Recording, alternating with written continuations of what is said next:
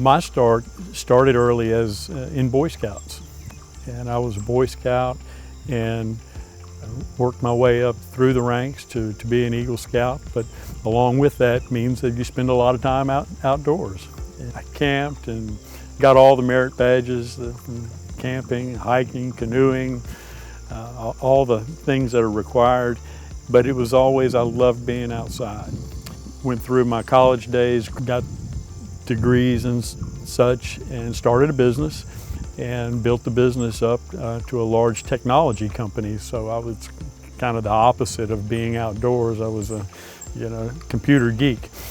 In 2007, when I was able to finally sell the business and live my life dream, it was to have a place that I could call a large place, a park, basically. And that was our dream. And Ellen and I both are passionate about the conservation of this place. For us to learn about what would it take to manage 850 acres, because that was a whole new endeavor for us.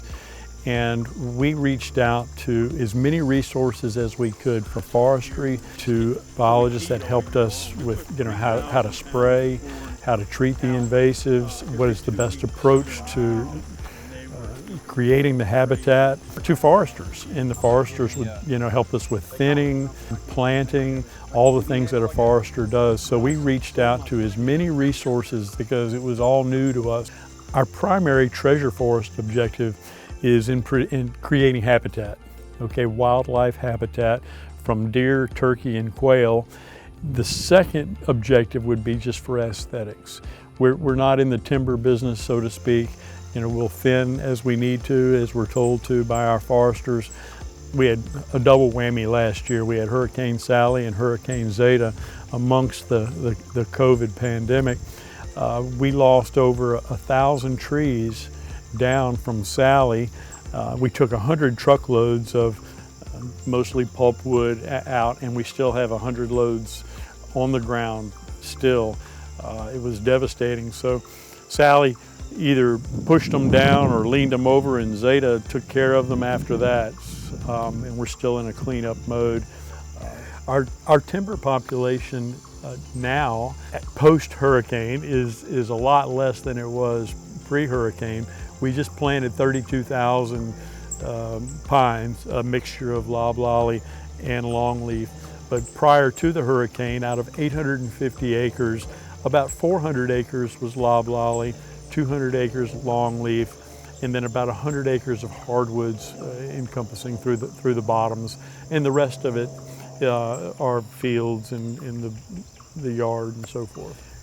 Ricky, what I was pointing out is that the person that sprayed this, my guy, he actually got overspray of that imazapyr over here into some of these seedlings, which is the danger of treating Kogan grass. That I guess, is there any way that we could not do this? Well, with any kind of treatment, you're going to have a little bit what I call collateral damage on this stuff.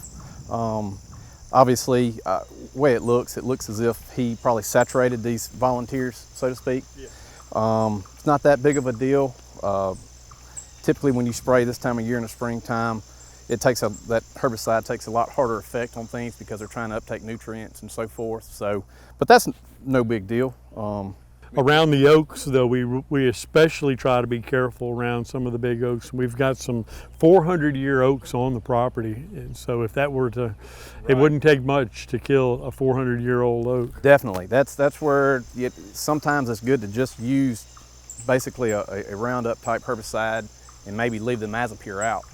Waking up here every day for us we're humbled by it. It's a privilege, it's an honor. We can't believe still, after all these years, that we get to live here, and in the last year where everyone was secluded and kept away, it didn't really change a whole lot for us because we have so much wide open space to be in and are so grateful for that. And we love being here, we love taking care of the land. It's hard work. It's every day. My sons say, why don't y'all take a day off? Why don't y'all not do something on the property today? But it's just not how we're geared. Neil and I are very of the same mind that, you know, this is our responsibility. We have to keep it just so, and, you know, and take care of it. The entire property is under a conservation easement, and that ensures that this property will be in a forever wild state forever. We've shared our property. We've had Learn and Burn, and we've had some landowner tours here. Our family gets involved with our property because it seems like every time it's a birthday or a holiday, everybody wants to come out here. You know, people can spread out, people can fish, and we have little boats that people can ride around in the boats. Like I said, we had 20 miles of hiking, walking, but at every event, family event, this is where they want to have it, which is fine with us.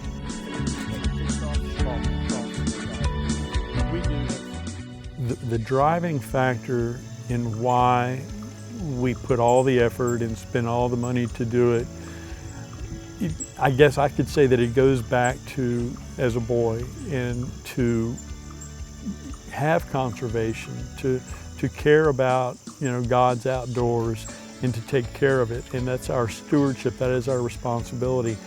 When I retired, I had the ability to do that, okay? Everyone said, well, aren't you gonna go start another business? I said, no, I don't wanna do that. What I wanna do is I wanna be on a large, call it a farm, timber farm, produce a park, and that's what I wanted to do. I do it because it was something instilled in me as a young boy.